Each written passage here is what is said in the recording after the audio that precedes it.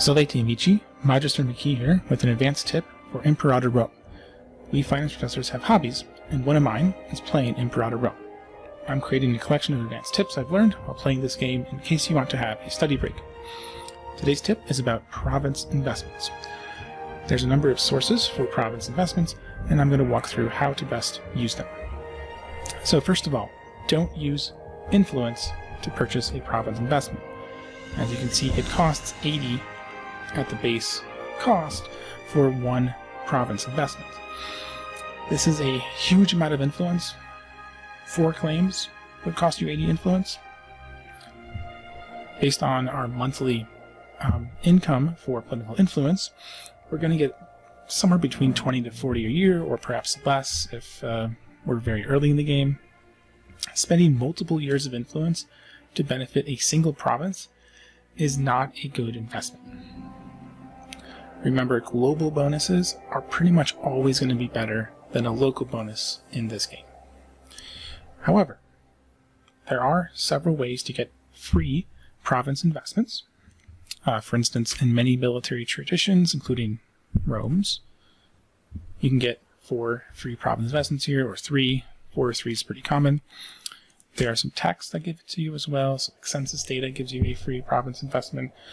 There's a lot of missions that will give you investments in your province as well.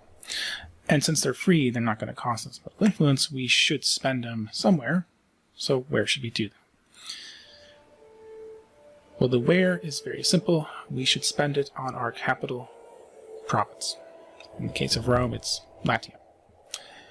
There's 2 reasons here. One, this province is going to be probably the largest province in terms of how many pops live here.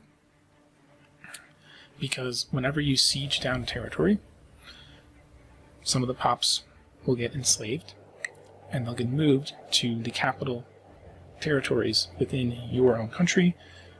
Your capital of the entire country, Rome, in the case of Rome, is going to have sort of first dibs, and so it's going to get a lot of population through slaves that are enslaved when you occupy territories through war. And generally speaking, your capital province is going to be much larger than all the other provinces. Far from the majority of the population of your country, but it'll be the largest individual province. So a province-wide benefit in that province benefits the most pops.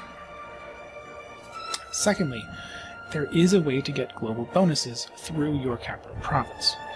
If your province has 2 or more of a trade good, you get a global bonus. In the case of grain here, you get a 5% monthly food modifier.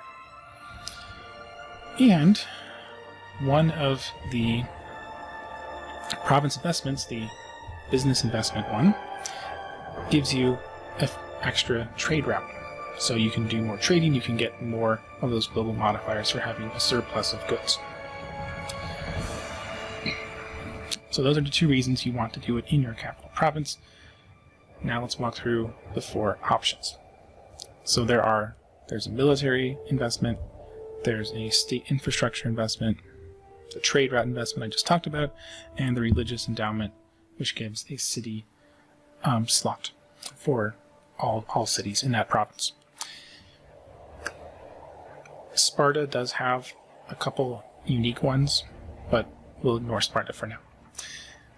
The military investment is terrible.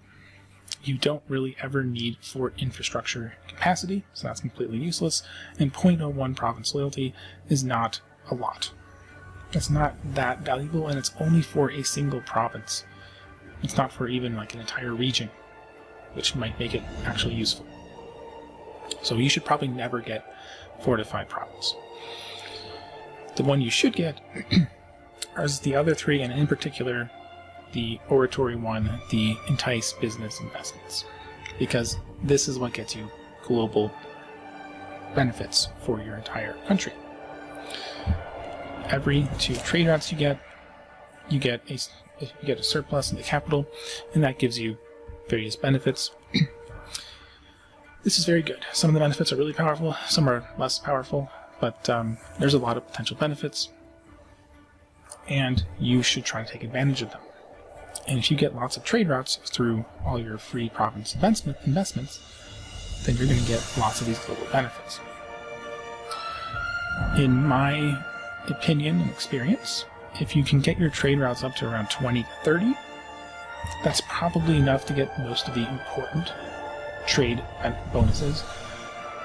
Again, it'll be more particular to your country's situation on what goods are actually available. For instance, sugar isn't really around in the Mediterranean, so you don't need trade routes to get a surplus of sugar, because you can't get a surplus of sugar because you're not close enough to where they actually exist. Same thing with things like jade or lapis lazuli. So if you have extra trade routes you'd like to use, this is what you should pick first. Now, if you've maxed out your trade routes, which sometimes might happen, then your next options are either infrastructure spending or religious endowments. I would recommend going for infrastructure spending, because this gives you a 2.5% increase in population capacity, which means you have more pops in your capital province. This is probably your most productive province, with lots of extra bonuses to happiness and pop productivity. Now, religious investments is also a good choice too, because extra building slot in all your cities in your capital province, which probably will have a bunch of cities there, will also make it more productive. And the reason I prefer the state infrastructure is because if I have enough population capacity increase, I will get more building slots. The aqueduct building gives you an extra 4 capacity, and this is increased more if you have population capacity. You can see that while it says it gives me 4, the result of it is actually giving me 5. That's because I have some extra population capacity modifiers beyond my provincial investments, which are boosting it up by an extra 1. So if I get 10 out of each aqueduct, then that extra 10 capacity pays for itself, because every 10 pops you get an extra building slot. Now, in the Invictus mod, which I'm currently using, they've nerfed aqueducts, so you can only have 15 in a single territory. In vanilla, you have no limit, so you can effectively just cram as many people as you want into that territory, and if you get your population capacity up high enough, each aqueduct will just pay for itself in terms of a building slot. And then you can spend your province investments on other things. So you need to get 150%, which is a lot, and getting a 2.5% to each time is going to take you a while. But there's other sources. For instance, civilization. They'll give you population capacity as well. 25% when you hit 100 civilization value. Every level of civic advancement is going to give you an extra 1% on your population capacity. There's some inventions that give 5%, depending on where your territory is located. So like farmland gives you an extra 10%. If it's nearby a river, that gives you 5%. There can be relics like the Manila Stones. There's a lot of other sources, so you don't necessarily have to rely solely on the 2.5% capacity to reach that magic number where aqueducts give you everything you need. Even if you can't reach that number,